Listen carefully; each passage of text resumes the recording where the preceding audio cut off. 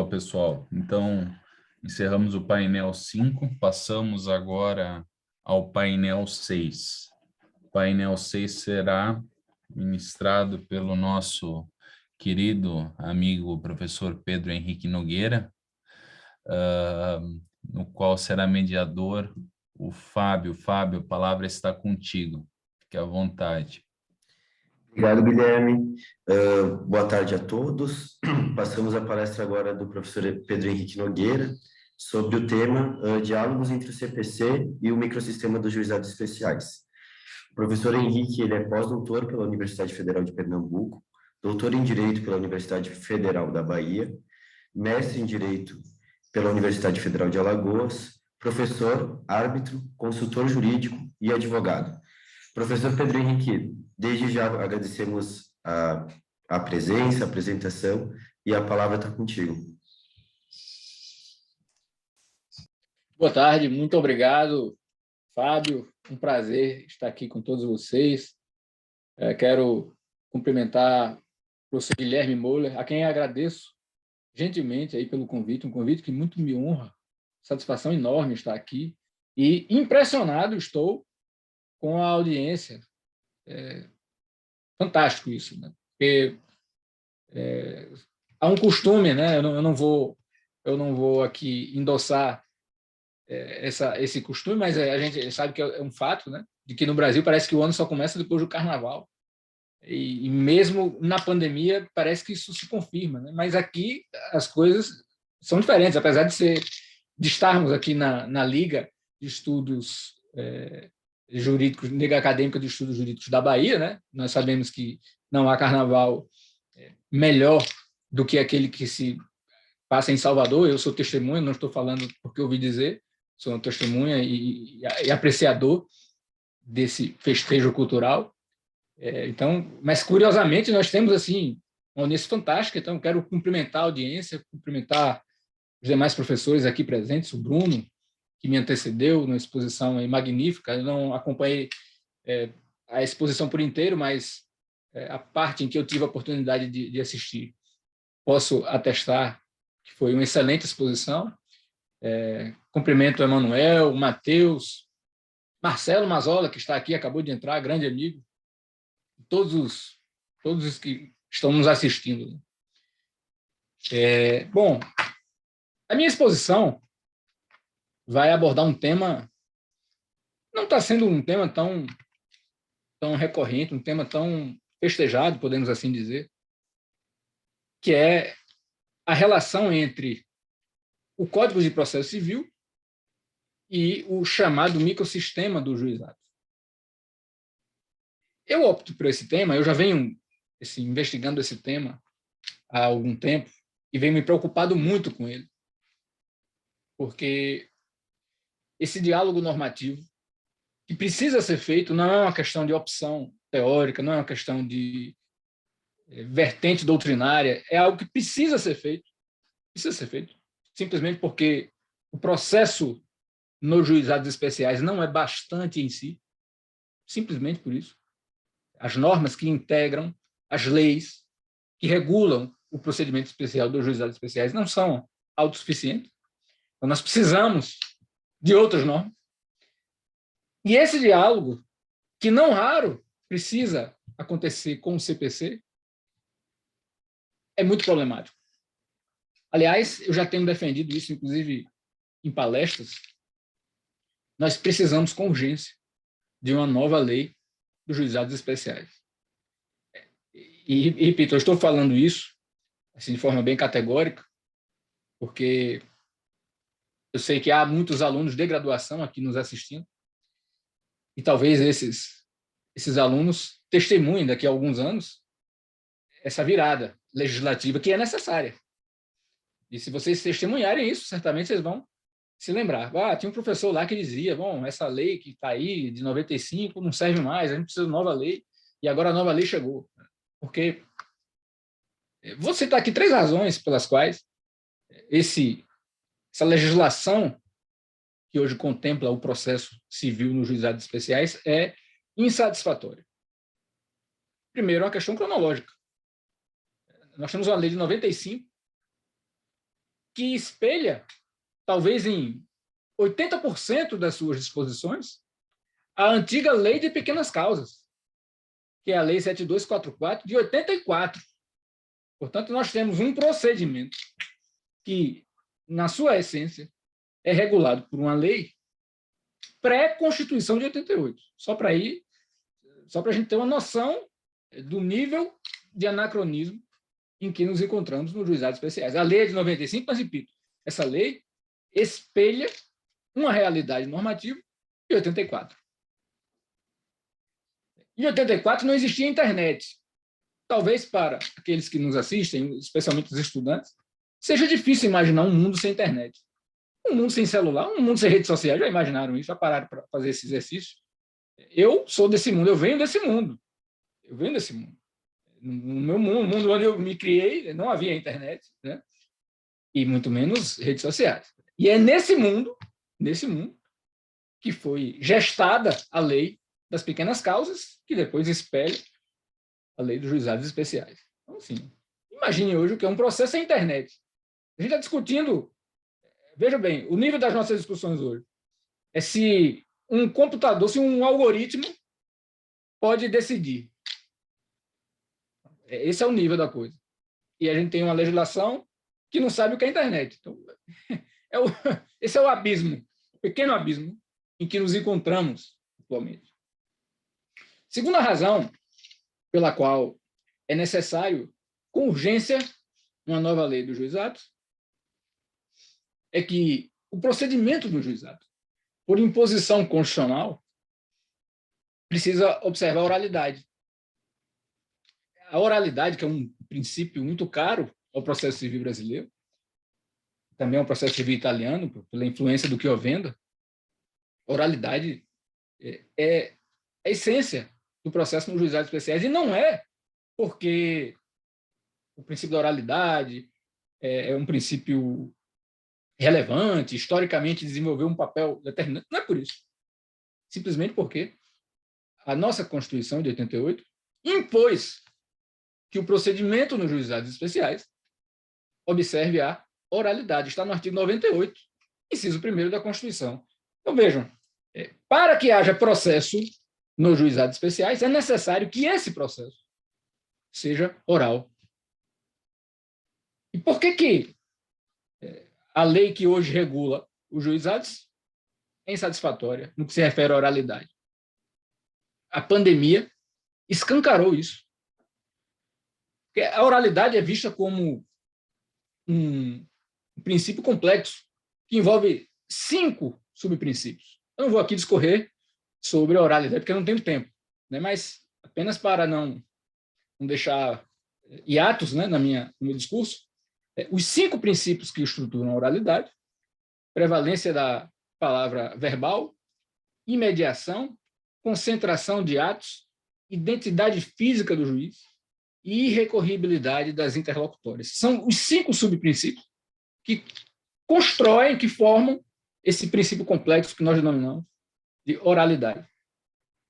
E um desses subprincípios, meus amigos, é justamente o princípio da imediação, que estabelece a exigência de um contato direto e imediato entre o juiz e a prova.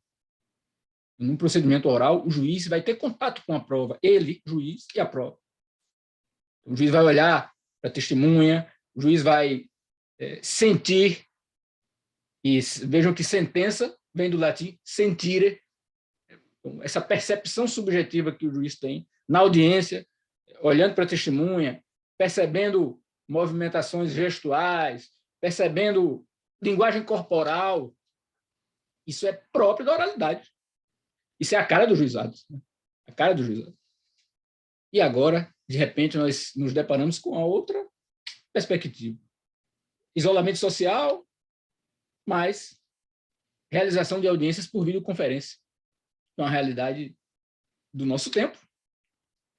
Uma realidade que veio para ficar, nós sabemos, não vai acabar. E precisamos agora estabelecer como é que eu vou justificar a oralidade, como é que eu vou justificar o contato imediato do juiz com a prova, se esse contato físico, presencial, está mitigado. Então, a gente precisa repensar essa oralidade.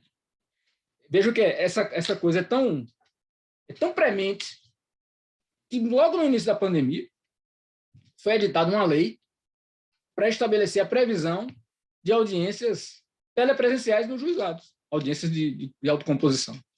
A coisa era tão necessária, tão urgente, que veio uma lei muito ruim do ponto de vista técnico, né? Redação horrorosa, mas pelo menos supriu aí essa lacuna. Passou a prever, porque a gente não tinha isso. Repito, a nossa lei antecede a internet. E o terceiro motivo pelo qual nós precisamos de uma nova lei, uma nova legislação que trate dos juizados, é que nós estamos criando, após décadas de vigência da Lei 9.099, que é a lei que regula os juizados especiais cíveis, nós estamos criando um mundo paralelo, um universo paralelo, uma matrix em termos de processo, pela deficiência em termos de uniformização. O Bruno me antecedeu e falou muito bem sobre os precedentes, a lógica que se adota no Brasil já há algum tempo, né? Mesmo antes do CPC de 2015, é estabelecer essa necessidade de uniformidade, jurisprudência tem que ser estável, os tribunais precisam respeitar seus próprios precedentes, também os precedentes oriundos das cortes de Berthes, mas em relação aos juizados nós temos uma dificuldade enorme de realizar isso. E não é porque o precedente não vincula o juizado, simplesmente porque eu tenho deficiência de meios de fazer com que a alegação de descumprimento do precedente seja levada ao tribunal que originou o precedente. Então, por exemplo, um precedente oriundo do STJ, ainda que vinculante, ainda que seja um precedente oriundo de julgamento de casos repetitivos, a gente sabe que dali surge uma ratio decidente que vincula todos os órgãos do Poder Judiciário. Mas se um juiz aqui, juizados especiais aí, de Salvador, por exemplo, desatender esse precedente, eu vou ter dificuldades fazer com que o STJ examine a alegação de que aquele precedente foi ou não foi desobedecido no caso. Eu vou ter dificuldades de discutir no STJ a superação ou a distinção. Isso é um problema que precisa ser resolvido legislativamente. Então, a gente precisa de uma lei que faça esse papel, que realize, que desempenhe esse papel. Nós não temos. Então, primeiro ponto que eu gostaria de deixar claro é esse. Nós não temos uma legislação satisfatória em termos juizados especiais. Temos muitos problemas. Muitos. E a minha exposição aqui vai ser muito mais no sentido de levantar essas questões. Não me furtarei a respondê-las. Não vim aqui também jogar... aí é fácil, né, Guilherme? Chegar aqui, jogar para a galera, aqui, criar um monte de problema e me despedir, deixar um abraço aqui para vocês e tchau. Não, isso eu não vou fazer. Mas eu quero, assim, que vocês entendam que meu grande objetivo aqui é despertar a curiosidade de vocês para que vocês levem isso adiante. Porque essa é uma temática, diálogo normativo entre CPC e juizado, que pode desembocar em várias pesquisas, inclusive. E eu falo pesquisa em diferentes níveis. Pesquisas para a graduação, TCC de graduação, pesquisas até mesmo para doutorado. Então, fica aqui a minha exortação, né? Vou falar, vou suscitar questões, mas nessa perspectiva. Vocês pensem e levem adiante essas reflexões. Então, vou estruturar aqui minha exposição em 3 partes. Não se preocupem que eu vou cumprir o tempo.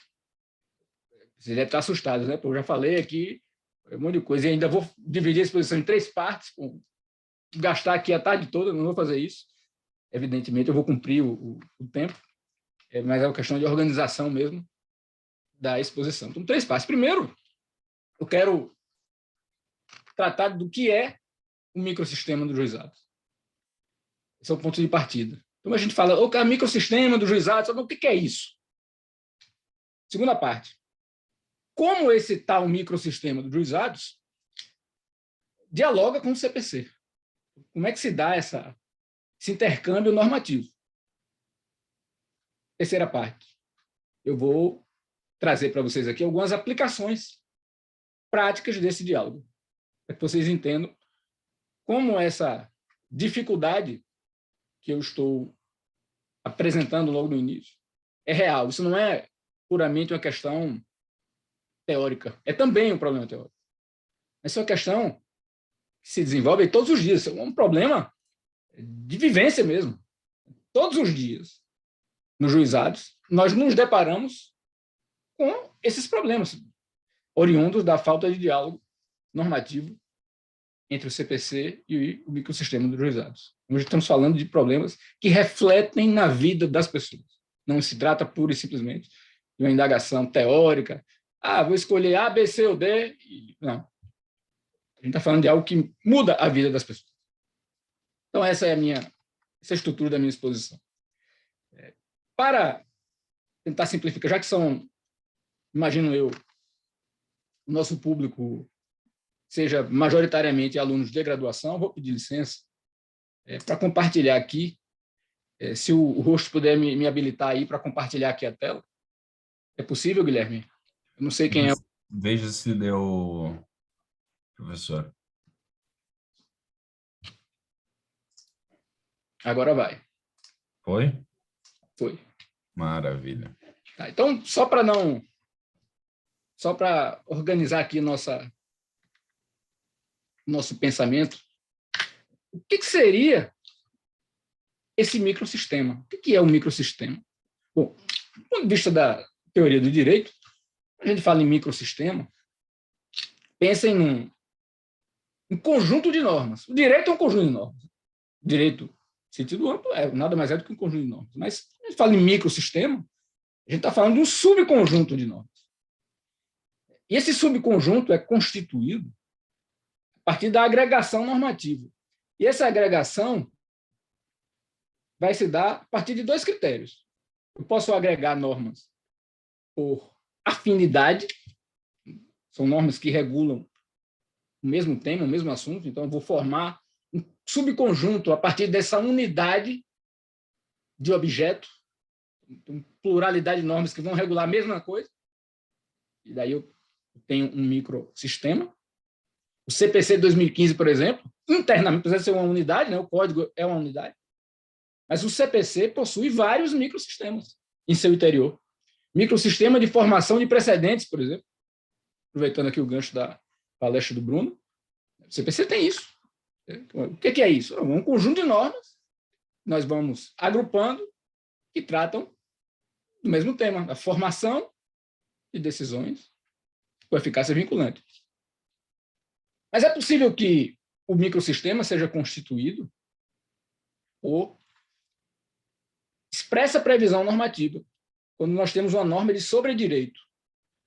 O próprio ordenamento jurídico impõe e regula como esse microsistema vai ser constituído.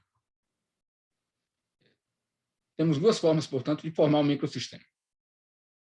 No caso dos juizados, as duas hipóteses estão verificadas. Porque, se a gente for observar, tanto a Lei 10.259 quanto a Lei 12.153, que tratam, respectivamente, dos juizados especiais federais e dos juizados especiais de fazenda pública, prevêem a aplicação subsidiária da Lei 9.099. Então, nós temos aí uma previsão normativa, fazendo essa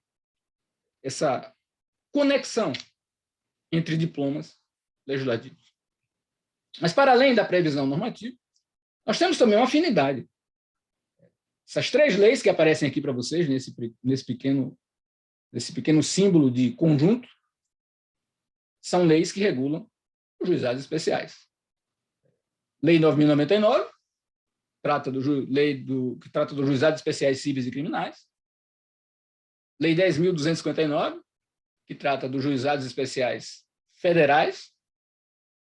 E a Lei 12.153, que trata dos juizados especiais de fazenda pública. Então, esse é o famoso microsistema dos juizados especiais. Há uma divergência doutrinária sobre como se daria esse diálogo normativo dentro do microsistema. E há também aqueles que negam a existência de um microsistema.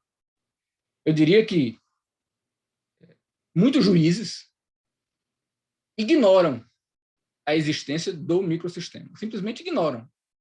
Ignorância no sentido literal do termo. Não sabem nem o que é o microsistema, muito menos que há um microsistema dos juizados especiais. Então, muitos raciocinam apenas a partir de cada lei. Então, se eu tenho um processo nos juizados especiais, por exemplo, juizados especiais cíveis, o juiz vai aplicar ao procedimento as normas que tratam que estão previstas na Lei 9.099. Tá? Então, isso seria a aplicação da lei. Em caso de lacuna, aí vem um ponto, o que o juiz faria? Bom, o juiz está aplicando aqui a Lei 9.099. Vamos supor, ação de indenização por danos morais, né? Causa de alçada, 20 salários mínimos, salários juizados.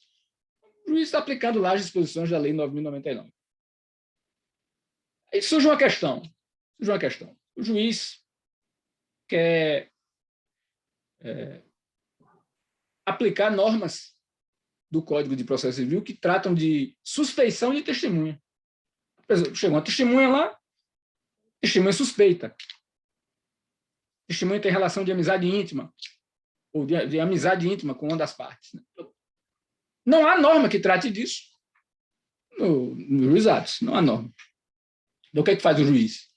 Bom, vou buscar no CPC. Né? Buscar no CPC. Então, ele vai lá, pega as regras de suspeição, testemunha, transporta e diz, aqui essa testemunha eu não vou ouvir como testemunha, vou ouvir como mera declarante, porque essa testemunha tem relação de amizade íntima com a parte. Um raciocínio simplório. Ele vai para a Lei 9.099. Não tem norma, ele vai buscar no CPC. Ou seja, para esse juiz, a palavra microsistema é desnecessária, né? Ou seja, para ele não há que se falar em microsistema. Por outro lado, há uma boa parcela da doutrina, e eu me incluo nesse grupo, que enxergam uma unidade normativa, podemos assim dizer, a partir dessa pluralidade legislativa, ou seja, dessas três leis que tratam da mesma coisa, dos juizados, é possível enxergar uma unidade. E qual é a consequência disso? A consequência é que eu terei um diálogo normativo intrassistêmico, ou seja, as relações de subsidiariedade normativa que eu haverei de encontrar vão se dar dentro do sistema. Isso resolve, por exemplo, essa visão resolve muito facilmente o problema da recorribilidade das decisões que deferem ou negam tutela provisória nos juizados. Um problema antigo. Imagine que o sujeito entra com ação, pede uma liminar nos juizados. O juiz concede a liminar. Pois bem, a parte destinatária da decisão, a parte que vai ser prejudicada com a decisão, gostaria de impugná-la. Como é que ela vai impugnar isso? Bom, a Lei 9.099 não regula, não traz nada sobre recurso contra a decisão que defere tutela provisória. Temos uma omissão normativa. Aí a questão é, onde é que eu vou buscar aplicação subsidiária? Vou no CPC? Ou vou ficar no microsistema? Para quem raciocina nessa perspectiva do microsistema, o primeiro passo a ser dado é pesquisa da norma dentro do microsistema. E dentro do microsistema, aproveitando o exemplo, eu tenho regras que cuidam da recorribilidade das decisões que deferem tutela cautelar, por exemplo, na Lei 10.259, e tutela satisfativa na Lei 12.153. Eu aplicaria as normas da Lei 12.259 e 12.153 as tutelas provisórias que são concedidas ou negadas no âmbito dos juizados especiais cíveis. O professor Alexandre Câmara defendia isso há mais de uma década que ele defende isso. E eu acho que é a posição correta. Se eu quiser tratar de recurso contra a decisão que defere tutela provisória, a solução está dentro do microsistema, não está no CPC. Essa é a diferença. Veja o que eu estou falando, questão prática aqui. Essa é a diferença. Qual é a norma que eu vou aplicar? É a norma do microsistema, é a norma do Código de Processo Civil. E, pra vocês terem uma ideia, a maioria dos juizados especiais cíveis no Brasil não seguem esse entendimento.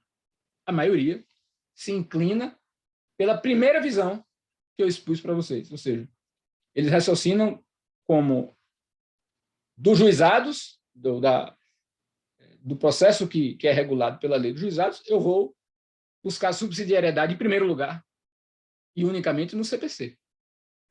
Não há diálogo entre as leis que formam o microsistema dos juizados especiais, porque não há microsistema. A maioria dos juizados se inclina por essa posição, é curioso. Mas um juiz, é sintomático isso. Temos um caso aqui, uma unidade da federação que acolhe a ideia de microsistema. De modo que, por exemplo, nos juizados especiais, juizados especiais cíveis do Distrito Federal, se um juiz defere uma liminar, você deve interpor recurso inominado. Porque se você interpuser agravo de instrumento, que é o recurso previsto no Código de Processo Civil, você está interpondo o recurso errado. Eu vejo que coisa louca isso, né? Que coisa louca, porque, no fim das contas, a depender de onde você esteja, se está no Distrito Federal, você tem que saber disso, né? Alguém tem que chegar para você e dizer isso. Se é advogado, peguei uma causa lá em Brasília, beleza, boa sorte.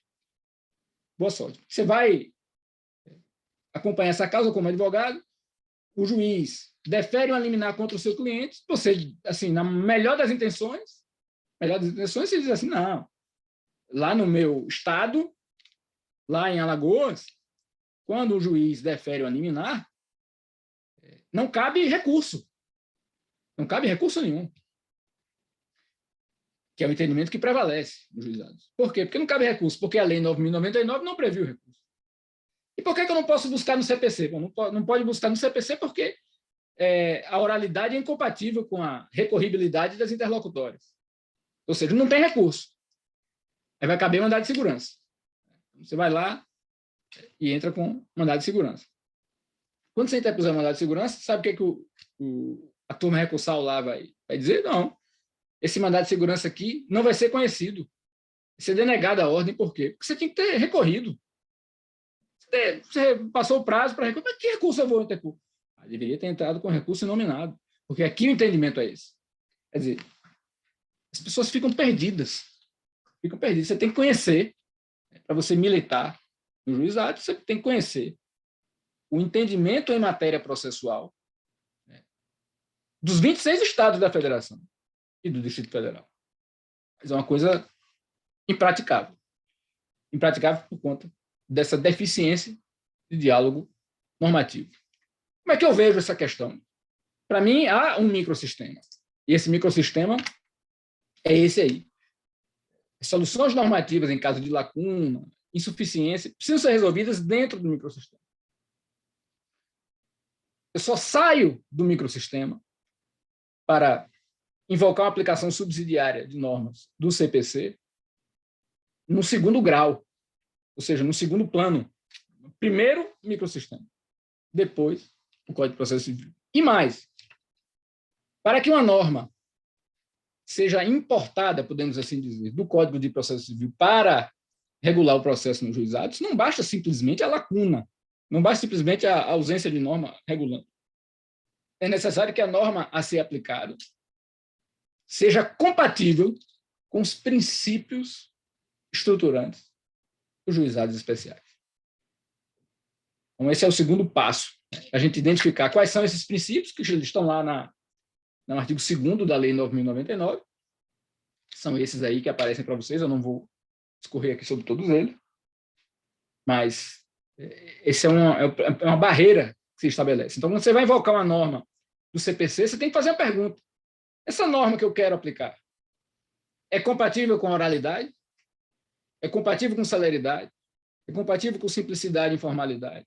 É compatível com a economia processual, com busca da autocomposição? Se for, aí sim, e somente assim, eu posso importar, aplicar a norma codificada no processo dos juizados. Então, vejam que não é simples, não é fácil que uma norma saia a órbita lá do processo civil codificado e simplesmente se aplique no processo dos juizados.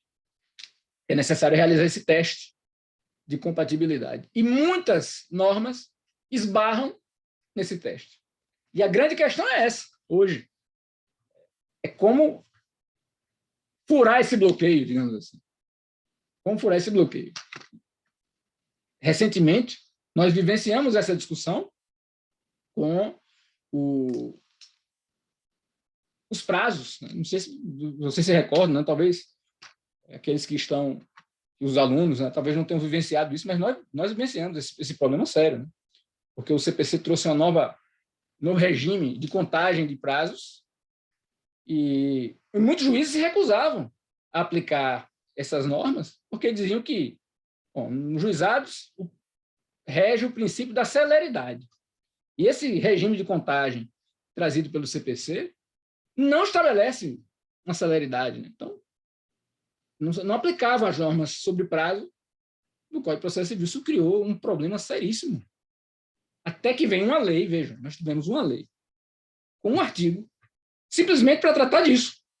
O problema é tão grave, estava uma bagunça tão grande, que gastaram uma lei simplesmente para dizer que os prazos nos juizados especiais são contados em dias úteis.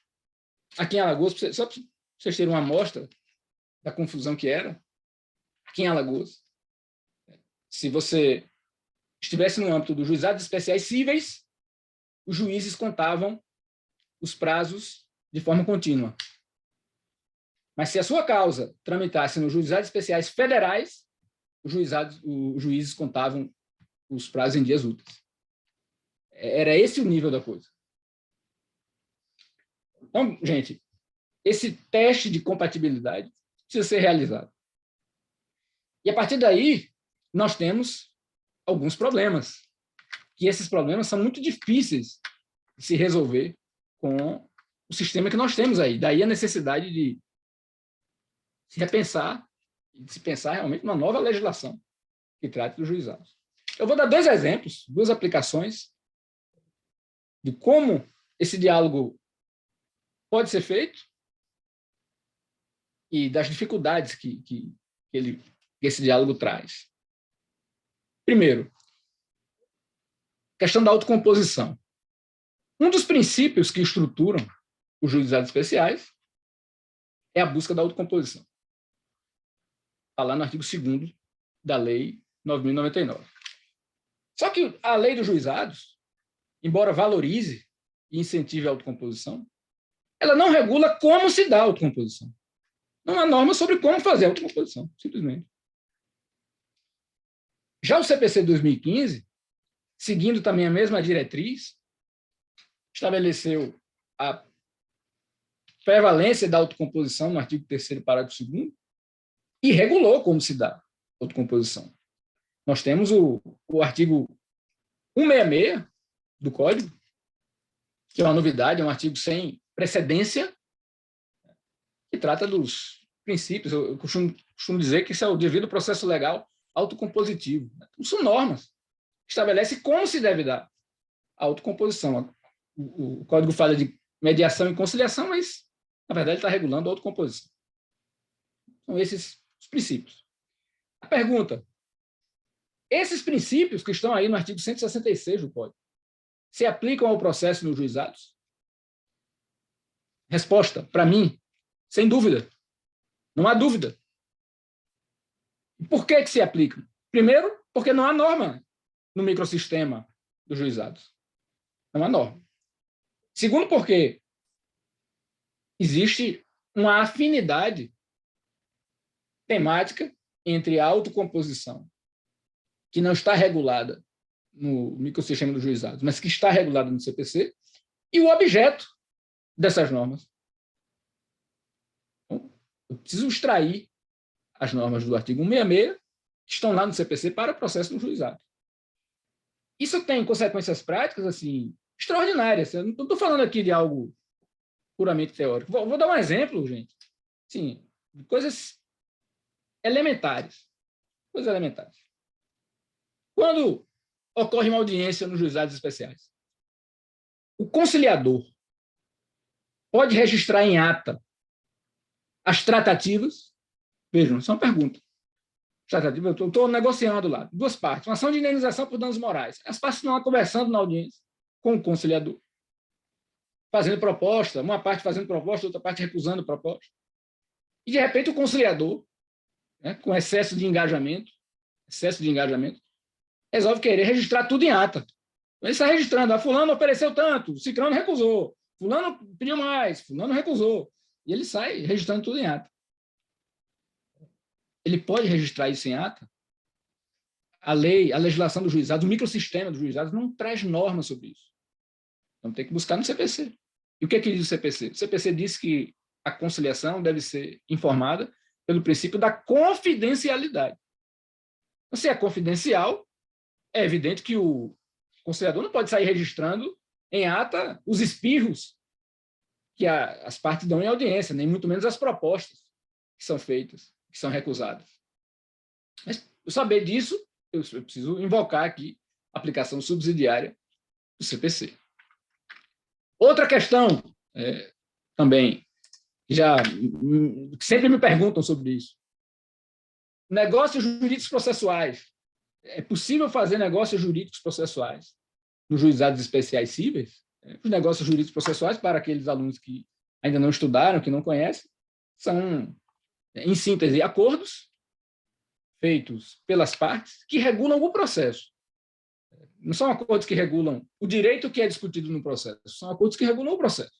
Vão tratar dos prazos, do procedimento.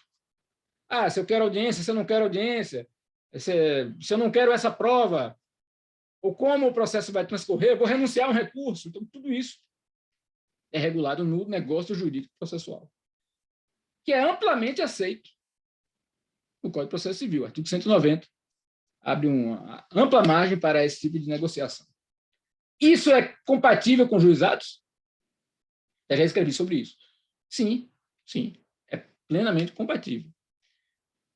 Porque é preciso pensar a negociação processual como uma forma de autocomposição. E aí o que é que acontece? Quando a gente pensa na negociação processual como uma forma de autocomposição, as coisas ficam mais fáceis, porque o diálogo normativo se torna muito mais simples, né? Porque normas que tratem de autocomposição são invocáveis no processo dos juizados especiais. E a norma que autoriza a negociação processual, a meu ver, eu não tenho dúvida em afirmar isso, é uma norma de autocomposição. Há duas dimensões de autocomposição: a dimensão substancial e a dimensão processual. Quem tiver interesse, eu também não vou me alongar aqui nesse tema, né? Mas quem tiver interesse, eu deixo aqui. Não sei se pode fazer esse tipo de propaganda, Guilherme, mas eu já estou fazendo. Então, quem quiser me ajudar e adquirir aí o livro, é só apontar aí o celular para esse QR Code que já direciona para o site da editora. E vou ter o maior prazer em dialogar com quem se interessar por esse tema. O livro está na 4ª edição, e só está na 4ª edição em função desse diálogo que eu tenho tido ao longo desses anos com alunos, com professores, até com advogados. Então, isso me enriquece e faz com que as ideias que estão no livro possam ser aprimoradas e desenvolvidas. Então, eu vou ficar muito feliz, muito grato, se vocês se interessarem e desejarem aprofundar esse tema. Mas é assim que eu penso. É possível a negociação processual nos juizados especiais. Agora, É claro que os limites para essa negociação processual vão ser maiores. Eu não posso pensar a negociação processual nos juizados com a mesma amplitude que é vista no processo civil. Vejam que a nossa Constituição, no artigo 98, estabeleceu a oralidade como um fundamento do procedimento no juizado. Então, se eu vou estabelecer um acordo processual que afaste a oralidade, eu vou ter um problema sério. Então, essa é uma limitação, por exemplo, que eu tenho nos juizados. Muito embora eu possa negociar o processo, mas eu não posso me desviar dessa diretriz constitucional. Eu não posso usar um negócio processual, por exemplo, para transformar um procedimento que deve ser oral em um procedimento puramente documental. Só um exemplo de como é possível negociar o processo e portanto, importar as normas sobre negociação processual também para os juizados especiais. E outra questão que eu diria, já para encerrar aqui minha participação, mas que eu diria que talvez seja mais tormentosa, mais difícil, mais complicada, é o diálogo entre o princípio da celeridade dos juizados especiais e a norma fundamental de cooperação no processo civil brasileiro. Esse é um dos temas mais sensíveis, na minha opinião. Fonte de muitos problemas. Muitos problemas. O processo civil brasileiro foi estruturado, a partir do artigo 6º, como um processo de matriz cooperativa. Uma opção político-legislativa. O processo civil brasileiro é um processo cooperativo. Ocorre que, se a gente for analisar o microsistema, especialmente a Lei 9.099, mas o microsistema como um todo, nós não vamos encontrar marcas de processo cooperativo. Ao contrário. Ao contrário. Quem analisa a Lei 9.099 na perspectiva dos poderes do juiz vai se assustar. Talvez a Lei 9.099 seja o grande exemplo de processo inquisitorial que nós temos no Brasil hoje. Incrível. Não dá para enxergar cooperação no processo dos juizados. O processo é inquisitorial mesmo. Inquisitorial. A ponto de se dizer no artigo 5º que o juiz nem está vinculado à legalidade. Isso aqui é um exemplo de concentração de poderes processuais do juiz. Você vai encontrar isso nos juizados. Associado ao fato de que um dos princípios que estruturam o procedimento nos juizados é o princípio da simplicidade e da informalidade. E aí não adianta, sempre que você simplifica e flexibiliza a forma, você vai abrir um espaço de incremento de poderes do juiz. A conta não vai fechar. Não tem como você flexibilizar a forma e, ao mesmo tempo, limitar o poder do juiz, porque o que limita o poder do juiz é a forma. Então, menos forma, mais poder do juiz. Não, é muito complicado. Eu tenho muita dificuldade de enxergar a cooperação no processo dos juizados. Já o processo civil brasileiro, a partir do CPC 2015, é cooperativo por essência. E é cooperativo não só porque o artigo 6º estabelece isso, mas transversalmente, se a gente for analisar o código, do início ao fim, nós temos um código cooperativo. Do início ao fim. Isso se revela problemático no momento em que eu vou aplicar a um processo que deve ser célere ao extremo, e ele é célere ao extremo por imposição constitucional. Está lá no artigo 98 da Constituição. O processo dos juizados deve ser sumaríssimo. Veja que o Constituinte usou o superlativo de sumário. Sumaríssimo. O procedimento nos juizados tem que ser sumaríssimo. Se você entender o que é um procedimento sumário, você tem que levar esse caráter sumário ao extremo para conduzir o processo no juizado. Porque é mais do que sumário, tem que ser mais do que sumário. Isso é uma exigência constitucional. Por outro lado, tem um processo que não tem esse apelo de celeridade. O nosso processo civil brasileiro, no Código, não tem esse apelo de celeridade. Tem razoável duração do processo, está lá também na Constituição, mas celeridade é outra coisa. E não há essa imposição para a celeridade. E certas normas do Código, se aplicadas ao procedimento dos juizados, vão transformar um procedimento que deveria ser sumário ou sumaríssimo em um procedimento ordinário. Essa é a dificuldade. E é por isso que a gente precisa de uma nova lei dos juizados. Uma lei que faça esse equacionamento aí. Ou a gente transforma legislativamente, né? Ou a gente transforma o processo dos juizados em um processo cooperativo. Não vai ser fácil. Não vai ser fácil. Ou a gente simplesmente diz que, e assume isso, é mais digno, que a cooperação deve ser aplicada nos juizados com grano salis, ou seja, com temperamento. Eu não posso aplicar a cooperação do Código, do CPC, sim, irrestritamente nos juizados. A cooperação no processo civil brasileiro se estrutura basicamente a partir de 3 deveres: dever de consulta, dever de prevenção, dever de esclarecimento. Também é o dever de auxílio, mas eu não vou entrar nesse. Esse é mais problemático. Esse é mais controverso. E meu objetivo aqui não é tratar de cooperação. Eu estou usando a cooperação apenas como uma aplicação do diálogo entre juizados e CPC.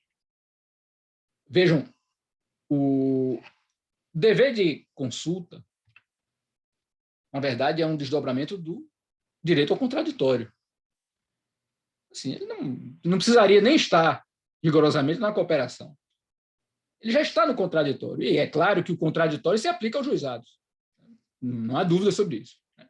Dever de consulta, tranquilo. Não há grande controvérsia a respeito dele. O dever de prevenção estabelece para o juiz uma obrigação de evitar decretação de invalidade. O juiz deve, sempre que possível, evitar que a nulidade seja pronunciada, oportunizar que o defeito seja corrigido, dar à parte a oportunidade para sanar e regularizar certas omissões. E aí é o ponto, talvez ponto crucial nos juizados. Porque se o Código tem essa diretriz muito clara, evitar nulidades, sempre oportunizar que as nulidades sejam evitadas, a correção de defeitos deve ser perseguida. E veja que curioso, nós não temos, preste atenção no que eu vou falar agora, nós não temos nos juizados uma regra sobre a emenda da petição inicial, que é a forma mais rudimentar de correção de defeitos, né, das partes. Não precisaria nem estar na cooperação, porque o próprio Código tem uma regra que prevê a emenda da inicial. Um inicial defeituoso, o juiz, antes de indeferir, mesmo em caso de inépcia, o juiz deve chamar a parte para corrigir o defeito. Eu posso aplicar isso nos juizados? Posso aplicar isso nos juizados? É um problema sério isso. Não tem regra no juizado sobre emenda da petição inicial. Não tem regra. Ah, mas tem que aplicar, professor. O processo, se não fizer emenda na inicial, o processo vai ser ineficiente, porque o processo vai ser extinto e a parte vai entrar de novo com a ação. Bom, tudo bem. Aí vamos aplicar, tá? Vamos importar aqui a regra do CPC. Aí o CPC fala que a parte deve emendar a inicial em 15 dias. Só que no processo dos juizados, vejam que não há nem prazo de 15 dias, o prazo mais longo é de 10 dias para interpor recurso nominado. Quer dizer, aí eu vou trazer para um procedimento que deve ser sumaríssimo, não é sumário. O procedimento dos juizados tem que ser sumaríssimo. Aí eu vou trazer um prazo de 15 dias para que a parte corrija um defeito num ato postulatório. É problemático. E em face de ser problemático, o que a gente vê por aí? Eu já vi juiz dar prazo de 15 dias. Eu já vi, Guilherme, juiz dar prazo de 3 dias. Juízes legisladores, como dizia o Capelletti. O que fez o juiz? Bom, eu tenho que possibilitar a emenda. Mas 15 dias é muito. Esse prazo do CPC não está muito compatível aqui com a lei dos juizados. Eu acho que 3 dias está bom, vou dividir por 5. Aqui estão 3 dias. Criou um prazo, criou. 3 dias. Esse é o nível da coisa. E tem juiz que não permite a emenda.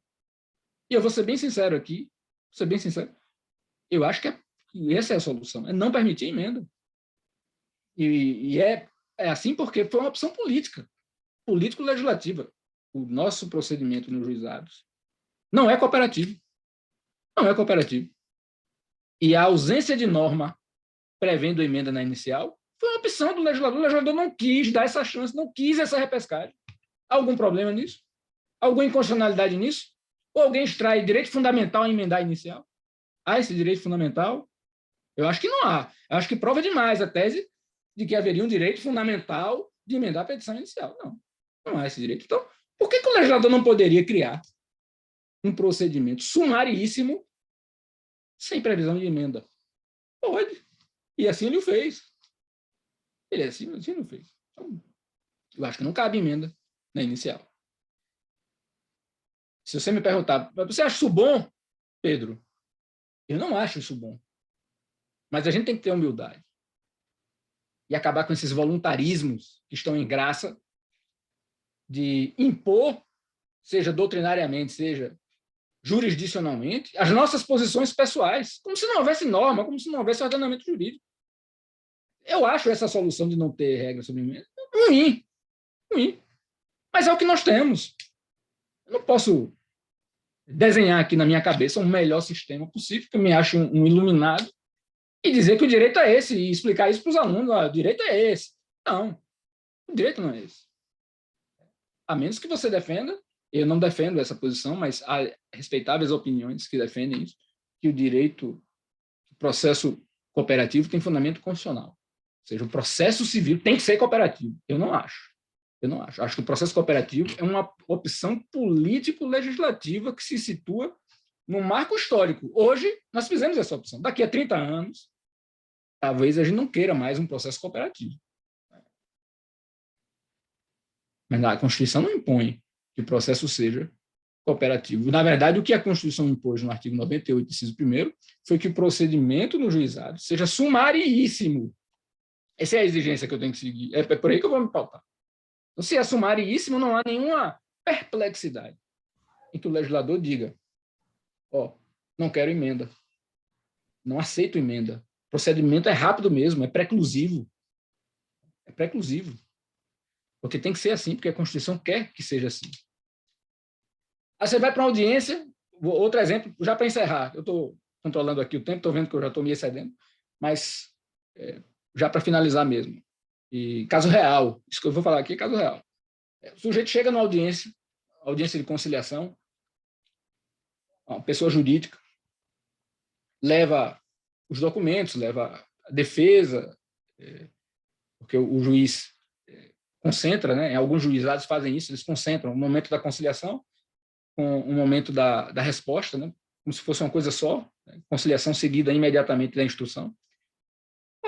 A pessoa jurídica compareceu com preposto, levou seus documentos e tal, mas se esqueceu de levar um documento, que é a carta de preposição.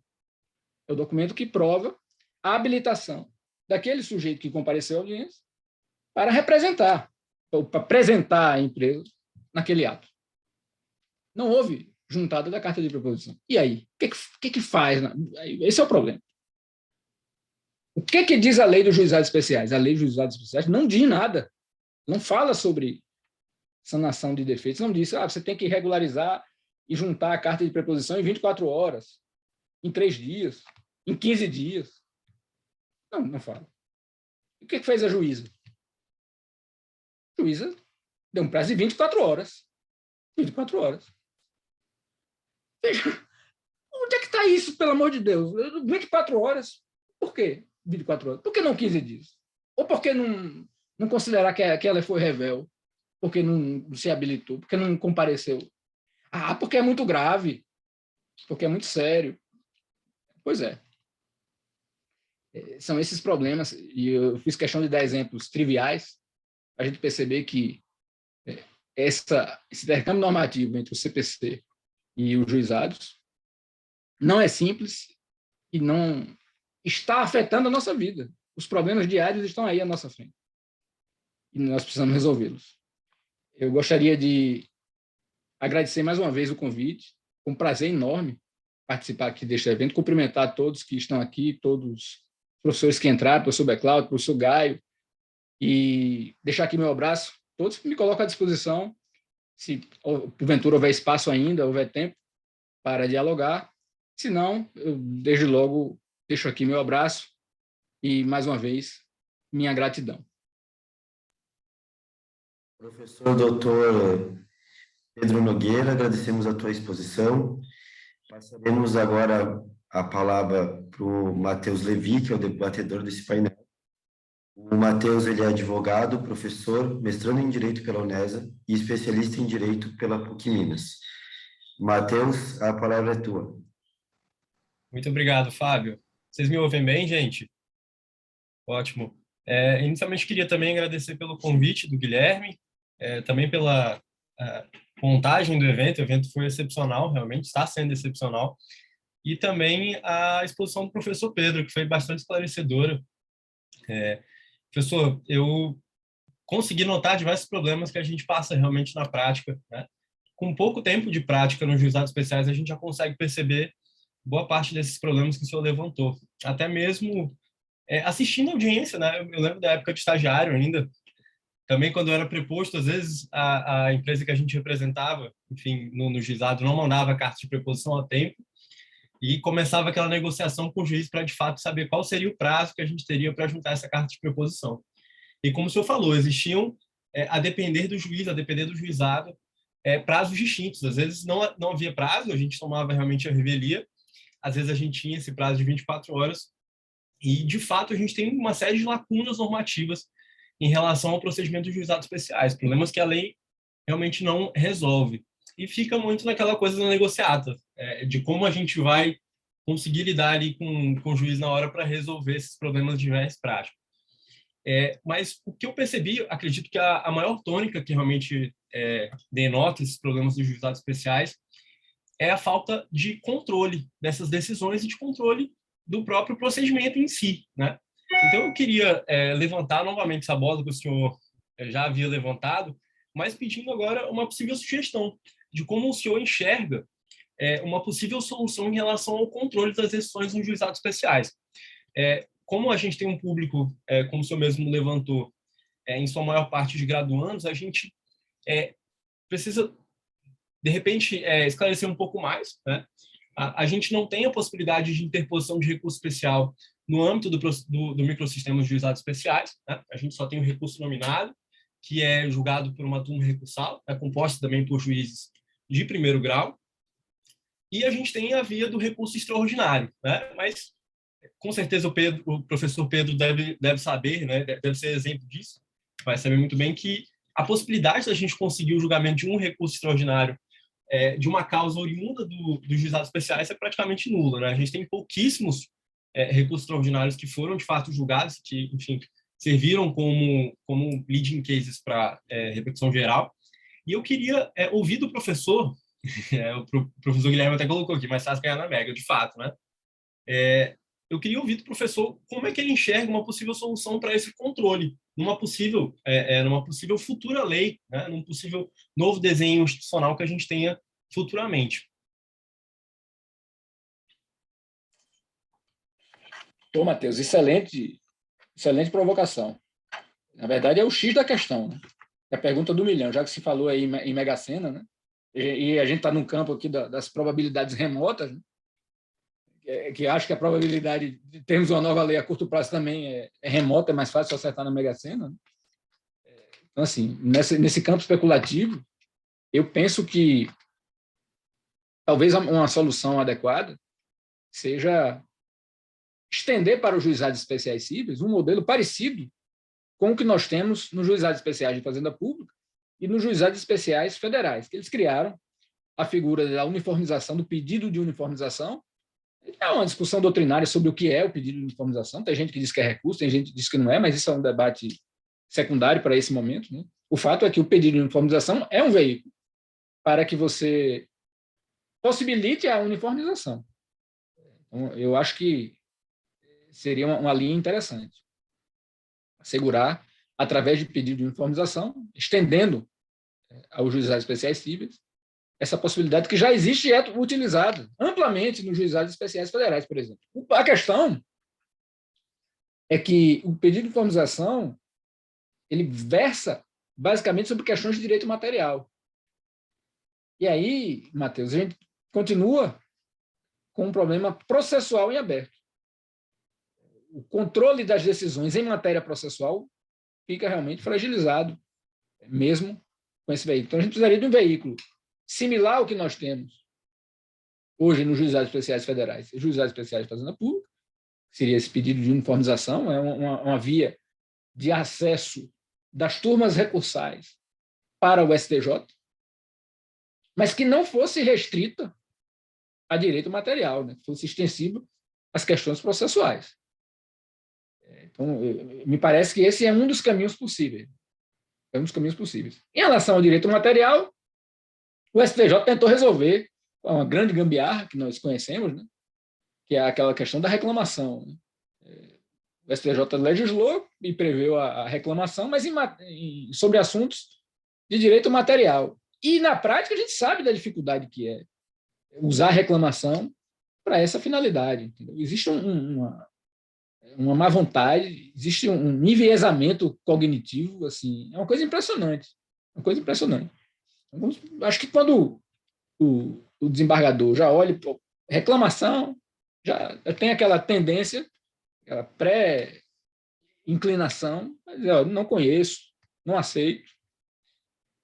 Por isso que eu acho que a gente precisaria realmente de uma reformatação do nosso sistema que desse realmente uma via direta, clara, de acesso ao STJ, pelo menos para fins de uniformização, tanto em direito material quanto em direito processual. Eu vejo por aí.